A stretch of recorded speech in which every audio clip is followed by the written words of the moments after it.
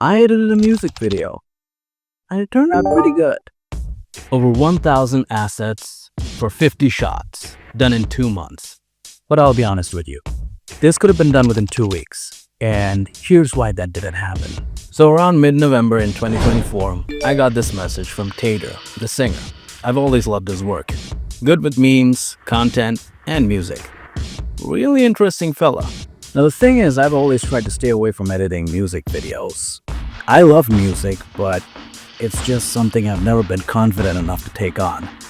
Furthermore, I'm currently doing a 9-to-5 job. It's actually 7 to 8 once you take in the time wasted on transport. Once I get on that bus, that's 2 hours I'll never get back. There was no way I was going to be able to squeeze in the time to edit a whole music video. However, Teyder was willing to give me the time I needed to finish editing this. And that means he's a man who has respect for art. Once he showed me what the music video was about, I knew I had to be a part of it. Because it was indeed art. Rickshaw art. Teyder showed me all these handcrafted assets he'd made throughout over a year, over 1,000 in total, and the storyboards alone were works of art themselves. It really showed that he was putting in a lot of effort into this, and I couldn't help but feel inspired.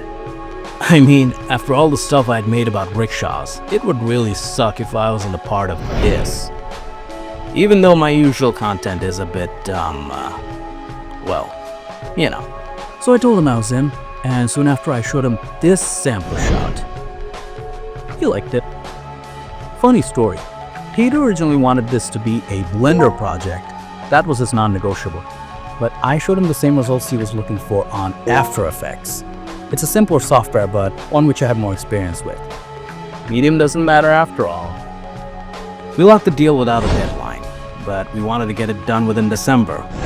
Unfortunately, that didn't happen. But thankfully, Teyder was patient. Every day after coming home from the office, I'd get to work. But honestly, I wasn't able to squeeze out more than one shot on weekdays. I'd do most of the work on weekends. I'd send Teyder each shot after it was rendered, and I'd note down all the feedback for every shot and rendered them again. And again, and again, until they were perfect. The footage wasn't the easiest to work with when it came to chroma keying, and it needed a lot of manual masking. But eventually, I figured it out. Now, I could have just composed the shot according to the storyboards, but that would have beaten the whole purpose. To make art.